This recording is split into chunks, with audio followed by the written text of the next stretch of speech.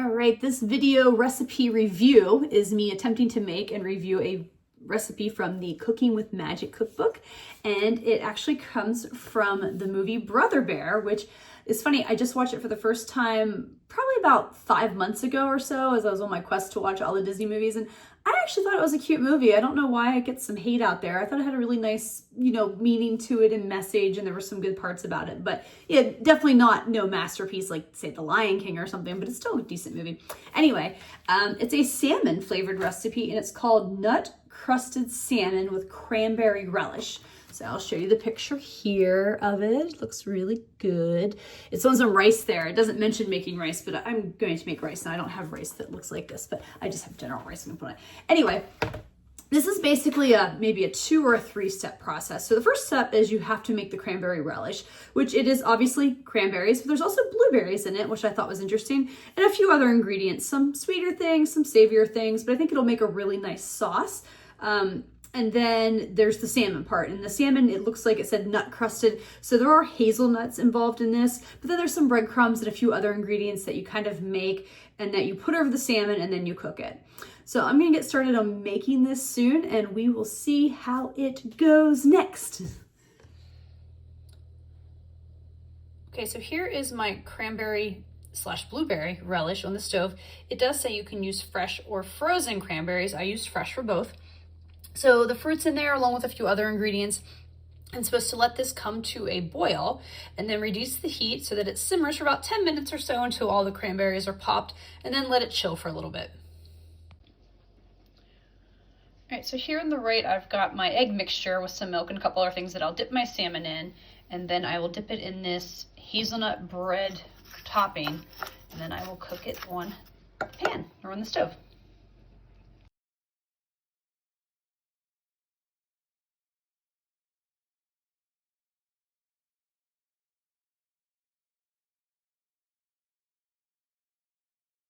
All right, let's review this nut crusted salmon. I'm actually on review kick today. You can probably sometimes tell when I wear the same outfit from the same angles because I made a bunch of stuff in the last week and now I need to review it all.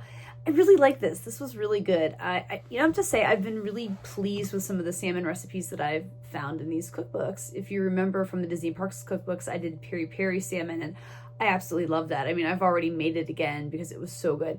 And I really enjoyed this as well. I thought that the breading on the fish with the cranberries and the blueberries made a really nice and tasty sauce, and it just blended really, really great together. I wasn't as great as getting some videos of me cooking it because it was just like a little chaotic when I'm doing it, and I sometimes forget to hit record, sadly. I cooked it in a skillet. I used my cast iron, I believe it was. And the trickiest part with that was just making sure that everything cooked properly and was evenly cooked, and that I didn't burn the breading around it. So, I had to watch because the one side did get a little too more brown than I probably would have liked.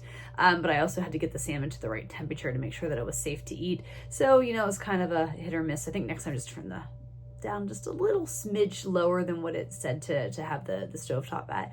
But again, still really, really enjoyed it. And the other biggest thing that I did wrong is, I had one big salmon fillet and I didn't realize it had the skin on it, and I'm not very good at cutting the skin off. So I feel like my fillets are probably a little bit smaller than what they could have been, but that was just me and what I was doing. But let's get into the reviews and rankings. The first on the ingredients on a scale of 1 to 5, with 1 being super inexpensive, easy to find ingredients, and 5 being harder to find, more expensive ingredients. I'm gonna put this right at like a 3, maybe a 2.5. Nothing was super hard to find, but there was the salmon, there's the cranberries, the blueberries, the hazelnuts. These things add up. And cranberries, essentially you can use fresh or frozen. I used fresh. I think frozen would have been fine, but those are only available certain times of the year. So this is definitely maybe something that you're not going to be able to want to make or easily find to make, say like in May. I mean, depending on where you live. Where I live, I feel like cranberries pop up usually sometime in like September, maybe October, and then they disappear like January, February-ish time frame, at least the fresh ones from the grocery store. You don't really see them outside the holiday season. So that's also why I plan to make this around the holidays, because I knew that I needed to find that. Difficulty on a scale of 1 to 5, with 1 being super easy and 5 being difficult. You know, I'm gonna put it a 3 as well. It wasn't hard. You know, there's a lot of steps involved. You gotta really make, you know, you gotta chop up the hazelnuts, you gotta make the sauce. That's time consuming too. So time is also a factor that I consider when making those rankings. You know, you had to make that sauce and let it simmer for a while. Let it cool some, and then there was, you know, just cooking the salmon to just the right temperature. You know, just like I struggled a little bit with that, just because again, my one side of my fillets were probably a little bit more cooked than I would have liked, but they still weren't by any means burnt. It was still edible. You know what I mean? Like I maybe made it sound like it was really burnt, but it was still edible. And then when I make this again on a scale of 1 to 5, with 1 being never and 5 being absolutely love it, I'm gonna put it at a 3, maybe 3.5. I really did like it a lot, and I could see myself making it, but because of the availability of the things like the cranberries and stuff, and there was a few more steps and time involved with it, it's probably one of those things that like I'm probably gonna bust it out around the holidays, because I feel like I'm always making stuff with cranberries around the holidays, and I can see this being like an easy dish that I can toss together, or I shouldn't say easy, it's a dish that I can toss together during that time frame when I have the cranberries and stuff. So that's why it's probably gonna fall right at a 3, because I'm definitely gonna make it, but it's not gonna be something that comes up super often. And that's my review.